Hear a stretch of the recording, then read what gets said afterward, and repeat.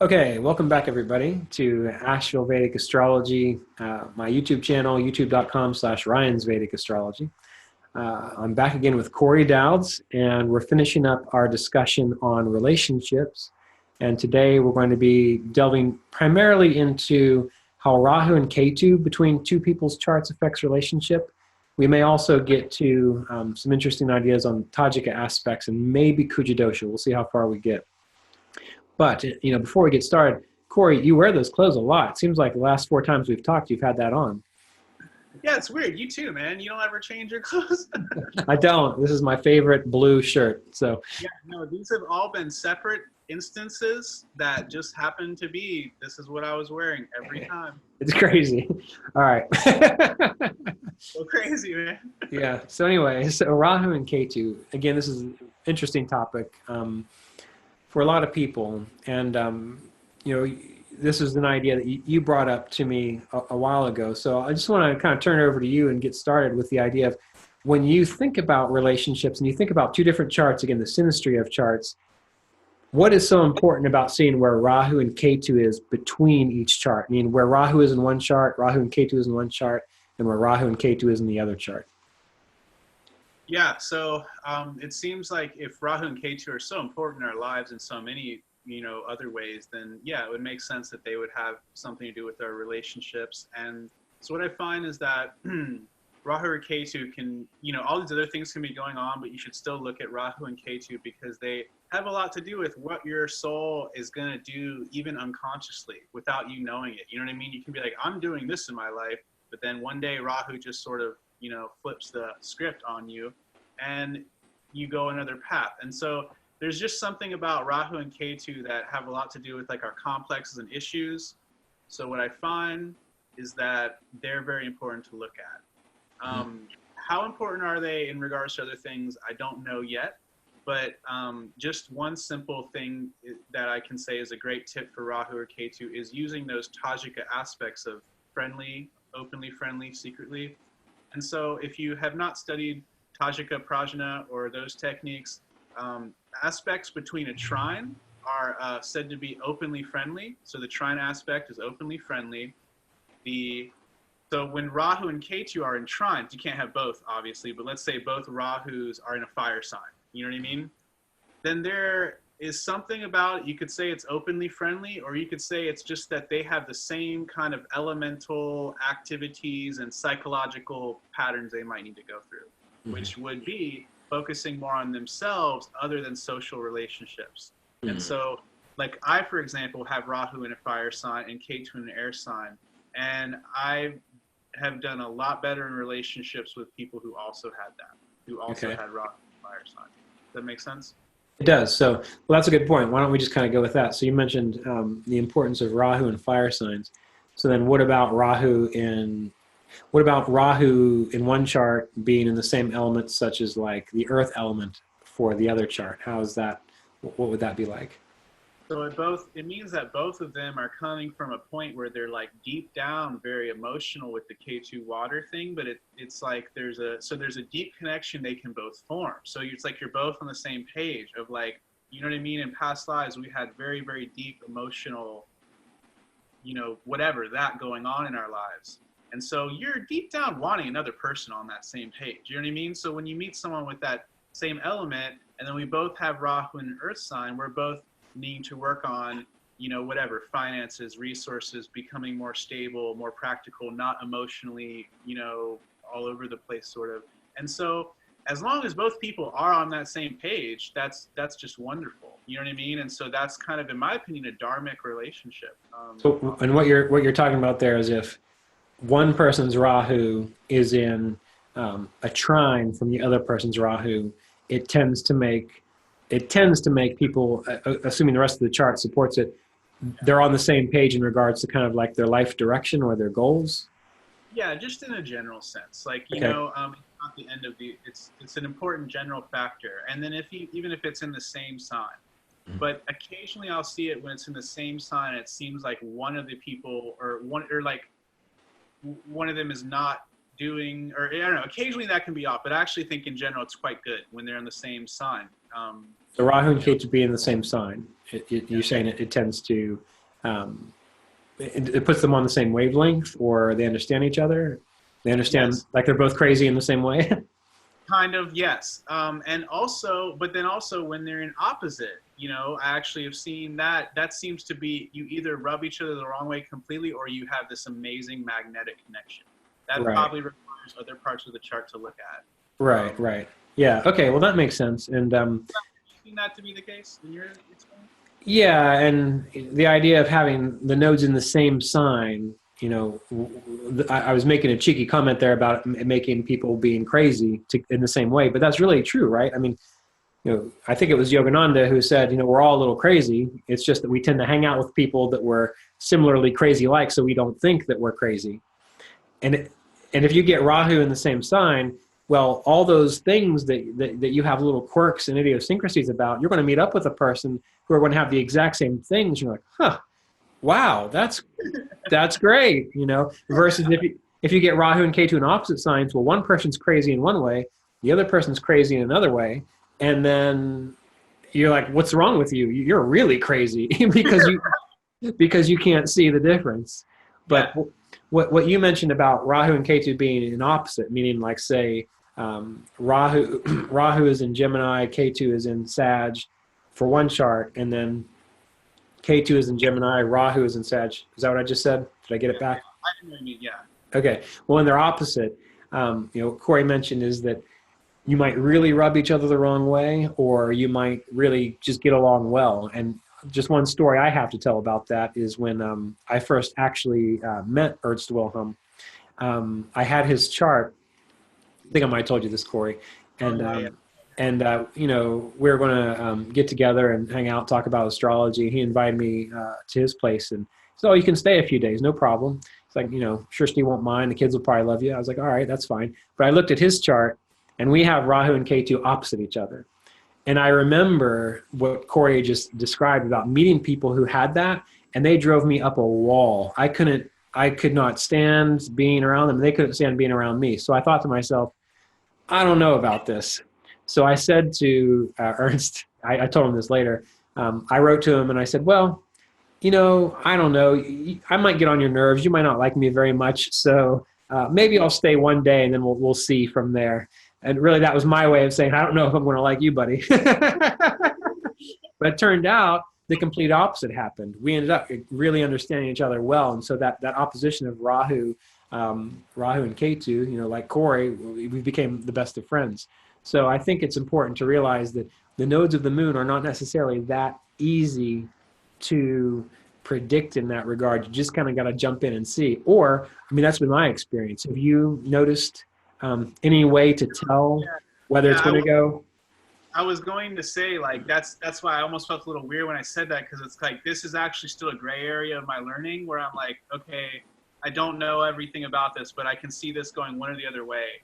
And in a little bit less so of a sense, when someone's Rahu's on your ascendant, it's kind of, that can really kind of drive you a little crazy or bug you at times. I've noticed the clients that I have who have their Rahu, like, on my ascendant are the ones that can just like drive me nuts the most.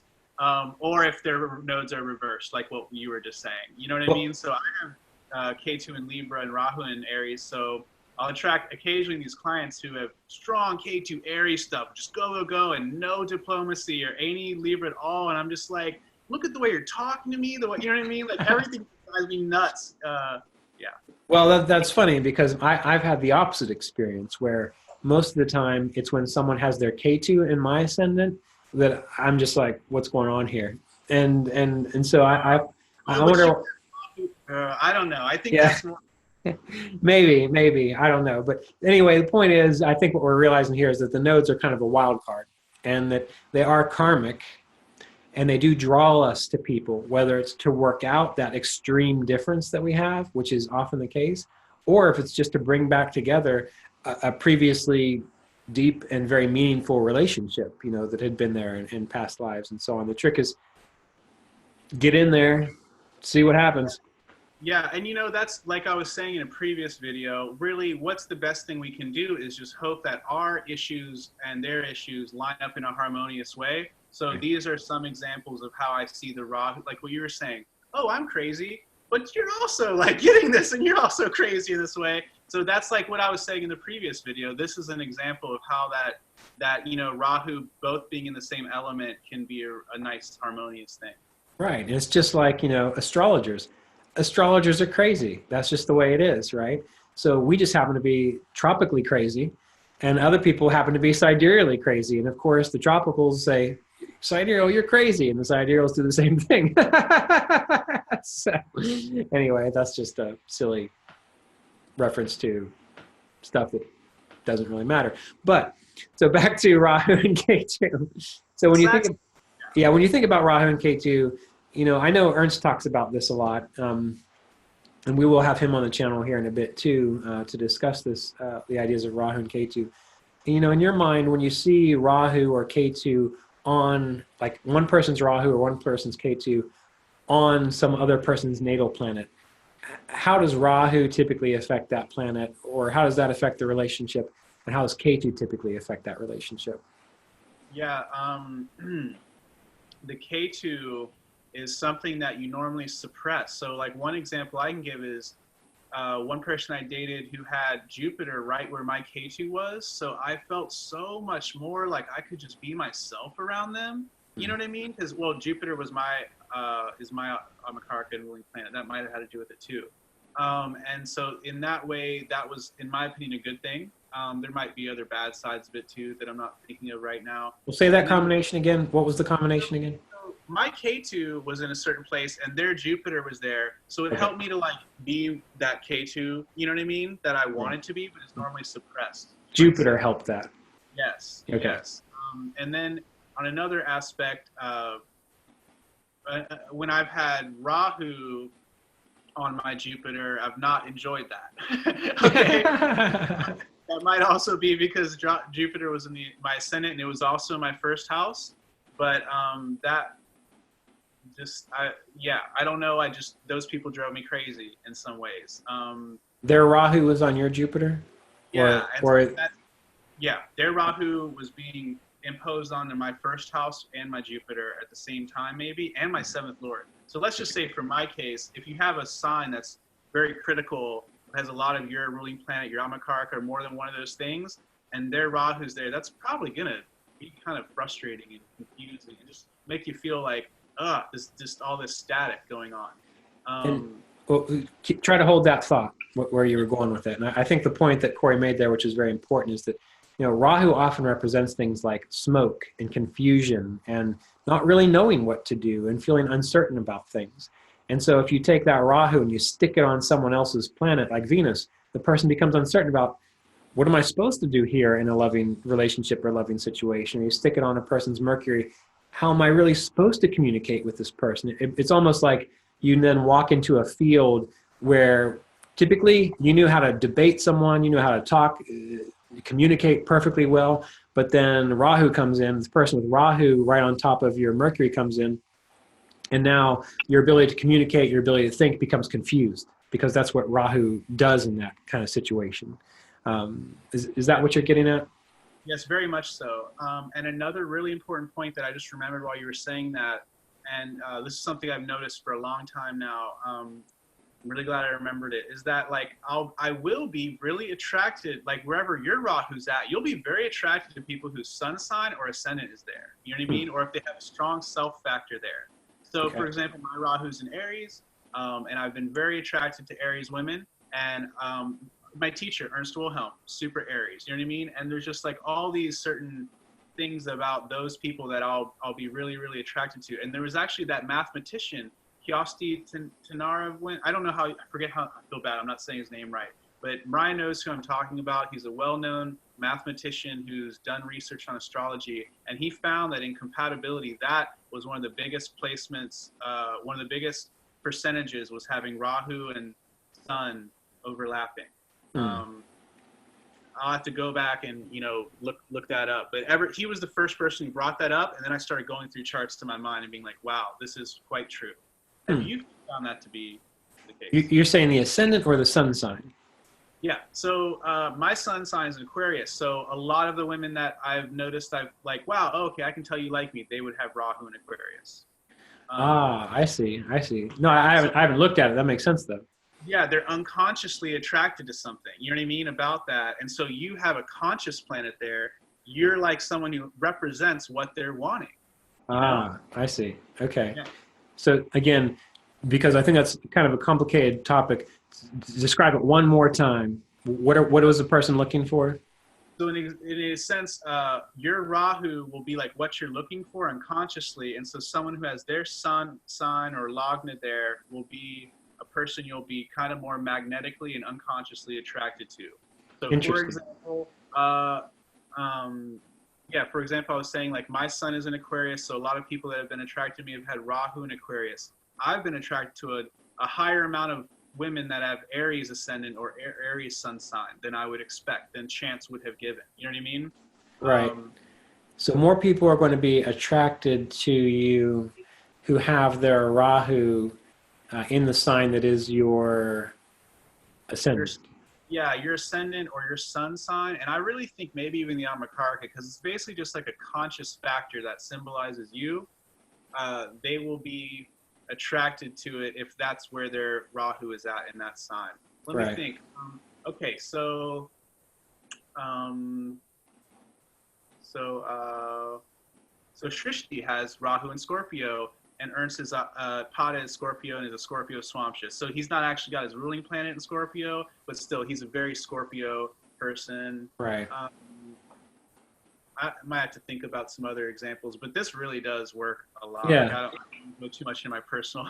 Well, he's also got, using Ernst as an example, hopefully he doesn't mind us talking about him, but he puts his chart on Kala and Shrishti's too, so it's public record. He has a lot of planets in the eighth house, which would make, a Scorpio individual probably would be, attracted to someone, or Rahu Scorpio would be attracted to someone who has a similar kind of energy, such as the eighth house energy and so on. And Right, so, and he has Rahu and Moon, and he has Rahu in Pisces. I'm pretty sure Shrishti has her Moon in Pisces, so there still is another self factor there. You know what I mean? And right. those are looser, but you'll see this happening quite a lot. Okay, so when we're thinking about Rahu and Ketu, mainly when Rahu is on top of another person's planet, their person A's Rahu is on top of the chart, or is on top of a planet in person B in their chart. That planet's could have a potential sense of confusion or not knowing what to do, or a sense of lack of direction. That could be an experience that a person feels, or they're trying to develop it. They don't know what they're doing, so they're trying to develop it. But then on the other hand, we've got K2. So if we have K2 on a person A has K2 in the sign, and then person B has a planet in that sign, typically how does K2 impact that personal planet? Yeah, K2 can kind of make like the person feel a little bit more like suppressed in a sense, is what I've noticed just in general, like a little bit more rigid or suppressed. But then from the other person, like the person who has that K2 there, that's what they really want basically. And so depending on if that is a good gentle planet or just a good planet in good avashtas, they're going to feel like they're getting what they've been wanting from past lives. You know what I mean? Their whole life. They can feel like they're getting that. And so again, these Rahu K2s are not, there isn't this universal good or bad thing that I could say to it, I think we need to look at the rest of the chart, analyze Rahu and Ketu in more specific ways. But K2, I have seen it on one hand seeming like, wow, this is making like this person has their K2 there and always wants to be that way, and this other partner has Venus there, and they just make them feel like they can be that finally. So in that way, it's good. But then on the other hand, it can be this person has Venus there and feels suppressed by that K2. So that one is honestly more of a gray area for me. And Right. No, I think you're right. And the point that you made is very, very, very important, that when we look at the nodes of the moon, we can't just say this is bad or this is good, because it really, truly depends on how is that node functioning in the person's chart. What is the Lord of that node doing? What house is it in? what Rashi aspects are to the sign that node is in. That's what determines whether, is it going to be that Rahu is causing this kind of confusion and doubt and despair to that particular planet, or is it going to be that this Rahu is causing a person to have to explore and develop and dive more deeply into what that planet really means? The same thing with Ketu. Is Ketu going to cause that restriction or that sense of dissolution? Or is that K2 kind of bringing a sense of completion to what that means? Like, so if you've got someone's Jupiter in one chart and then another person has K2 in that same sign with Jupiter, is it that K2 is going to make that Jupiter feel oppressed? Or is it that it's going to allow the person with Jupiter to feel like, oh, I'm complete, like what I know what I need to know, like I have the knowledge I need to have now. So there's a sense of completion around the Jupiter. Or I'm happier now. I don't need anything else. That K2 is giving a sense of completion around what makes them happy. But it depends on how is that K2 functioning, how is its Lord doing, and what are the Rashi aspects to that person's K2 as well. So it's a whole chart thing rather than just Rahu and Ketu are bad, and that's it. Yeah, I definitely would agree with that. And I got to say that I think that, again, so we're just looking for the things that are going to like trigger a person or not. With Rahu and Ketu, just study it much more carefully. But and in general, the idea of like Rahu will make you feel more confused. You know what I mean? We could say, and in general idea, Ketu might make you feel a little bit more suppressed when it's on one of your planets or something, or rigid, maybe we might say. And then the Rahu may be something confusing or false, or you're unsure of that. Aside from that, we need to look at them more individually and address each thing, I think, more specifically. But then also keep in mind that weird thing that Kiosti found out, that the sun, Rahu, is a little bit different. Where, and I guess if you're the sun sign person and that other the person has Rahu there, then yeah, you might feel confused by it, but other things could still keep you guys together. Right. Well, it's also interesting that, the reference to Rahu and the sun, considering Rahu, usually we think of Rahu to the moon as being an enemy and Ketu to the sun. I mean, obviously they cause eclipses, so it's going to be that way either way. But, if we think about Ketu to the moon, it makes me wonder if we are unconsciously attracted to people who have, or if people are unconscious, if we are unconsciously attracted to people who have Ketu in a similar kind of moon sign, because whereas Ketu represents the past, the moon also represents the past, which means it's kind of like if I meet you for the first time, you meet me for the first time, it's been 20 years, but we have a long history of maybe fighting in a war together or something. It brings this sense of camaraderie, so that's an interesting point to consider that I've never thought of. That the longest relationship I've ever been with had moon and my K2, or my K2 is where their moon was, so that there might be something. Yeah. And okay, so we'll go ahead and we'll get into the idea of Kuja Dosha too here briefly, but we thought about Rahu as a sense of confusion and doubt, not knowing what to do in the negative. But in the positive, we need to remember that Rahu is about curiosity, exploring new things, doing something different, keeping things new and fresh. So that's a possibility. And with Ketu, while there's the idea of restriction and dissolution, the other side of Ketu is a sense of completion and finality, like, finally, I'm glad, like it felt like that's what needed to happen. Like it just had to go that way. Yeah. So that's a more positive kind of feeling that we have around K2. Yeah, I can definitely agree with that. And I wanted to say a little bit about just the Tajika relationships. Sure, go ahead. Yeah. So just in general, all your planets, when you're doing the synastry thing and the other person's chart, planets that are even in, friendly relationships will be better. Openly inimical, more frustration. I've noticed that I can apply all that even if I wanted to get more specific. You can apply those friendly or inimical aspect relationships to it. And I think I wanted to say just one thing about Kuja Dosha. Sure. Yeah. So like when you first start studying astrology, you hear all about Kuja Dosha, at least in Vedic astrology. And it happens whenever Mars is in the second, like fourth, 7th, 8th, or 12th, maybe even another house, and then it's from the ascendant, the moon, or Venus. So there's never a time when you don't have Kuja Dosha with another person. And so I think that's something that has been brought, it's it's kind of been embellished or something, and it's not as important as a lot of people think. So I just want to say that because I know a lot of people that are learning astrology. I learned about that. It's not really something that is even advocated in the texts very much. It seems like it's more of just this oral tradition, and I do not, it probably does have some importance, but I don't think it's nearly as important as what we've been talking about. Yeah, I think it's more, it's sort of like Sati Sati as well.